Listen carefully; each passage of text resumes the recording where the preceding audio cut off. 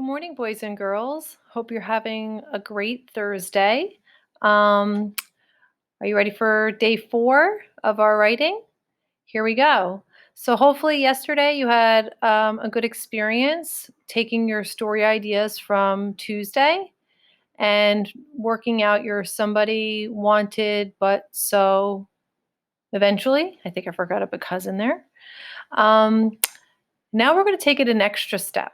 And what we are going to do now is really talk about not just those main parts, but what is going to be involved in those main parts.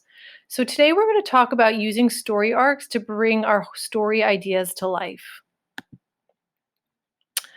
So, one of the things that we do when we develop a story is that we want to really make every part of our story interesting. And to do that, to sort that out, we call that plotting. We want to really sort of think about how our story will go. And you've learned that a story element, our plot, is made up of all of the things that our character does. So that's what we really want to focus on today is what are the things that your character is going to face and what are the things that your character is going to experience. And of course, as it says here, or in other words, we want to make that problem or that struggle build up till something happens. Just like with Jabari, where he, hesitated to go on that diving board, came off the diving board, and then went back and then finally did it.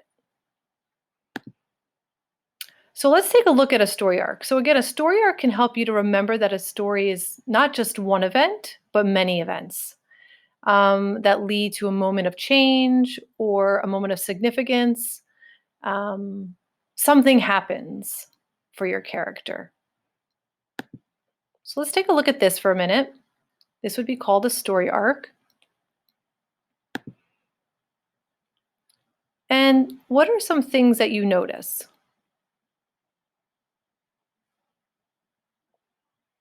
So we have the exposition, our rising action, the climax, or sometimes called the turning point, our falling action, and then our resolution. So let's talk about those parts for just a moment. The exposition is where your story sort of begins. And we quickly learn about the character, we quickly learn about perhaps what their struggle is, what they're looking to accomplish. And your rising action, while this chart is pretty generic, I will show you a more specific one. Your rising action is exactly what it says. It's the action that rises to that turning point, which is a point of your arc. Okay, it's supposed to look like an arc. And your falling action sometimes is kind of called the wrap up. Like what happens, think about what happened with Jabari after he jumped off the diving board and went into the water. One, we know he was happy. He went to his dad and sort of like this relief of all the things that happened after that turning point. And of course, the resolution in this case, we know that he decided to try more, to go again, and that he was super proud. So let's look at that a little more specifically.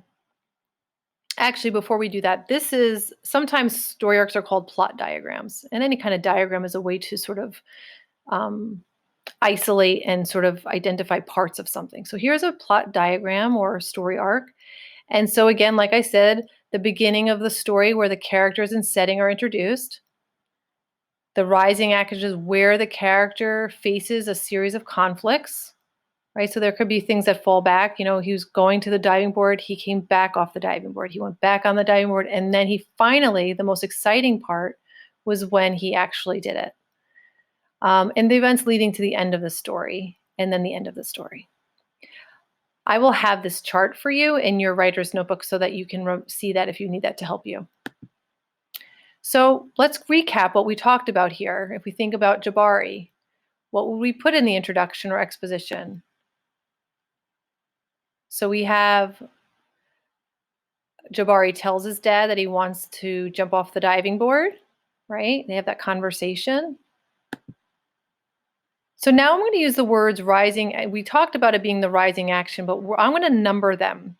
Because for our short stories, I would like that you try for at least 3 rising actions. Too many can make for a really long story. And remember, these are short stories. So we want to be pretty focused, but give enough information about how things go. So, rising action one, I thought perhaps would be that he walks up the stairs and hesitates, letting the others go first.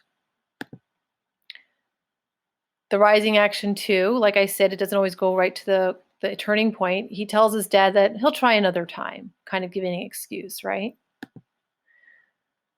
His dad says it's okay to be nervous, so Jabari decides to go again. Okay, so the turning point obviously would be that he goes up the ladder and he jumps, right? Those tips, those toes at the edge of the board. And so we think about the falling action. Falling action one, he splashes into the water and feels happy. Falling action two, Jabari runs to his dad feeling proud. And I think my face is going to block you from seeing the last one, but that he decides to go again. So also in your, actually what I'm going to give you is this document is going to be separate from your writer's notebook because I was unable to make this document in a landscape fashion in a vertical document like your writer's notebook. So your teachers are going to assign this chart, a blank chart of this in your, wherever your teacher puts her ELA materials, and you'll use that to fill in your story arc for your story. So let's recap. Before you go off working on your story arcs today, let's remember a few things. A story arc should take the shape or direction of how you want your story to go. Try to stay focused. Think about, it's not so much about quantity as much as it's about quality. Make your parts matter. When plotting your story, it is important to have a good idea of what problem or conflict your character will face, right? So to have a turning point, you need to know what is it that your character is working towards for that to happen.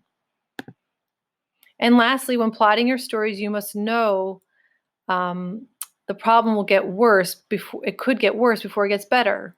Again, like Jabari, he didn't go right away. He came off and had to be sort of encouraged to go again. So let's take a look at where you're going to do some of this work today. Actually, the only thing that's going to be there I want to show you for your story arcs. So boys and girls, before you get started on today's story arc, I just wanted to show you one thing about how to use this document that will be in your, wherever your teacher puts it, classwork, folder, link, whatever. So these are drawn in. So what you'll have to do is double click on the box, and you'll see the words there, and you have to double click again, and then you can type. So if I said Jabari goes to the pool,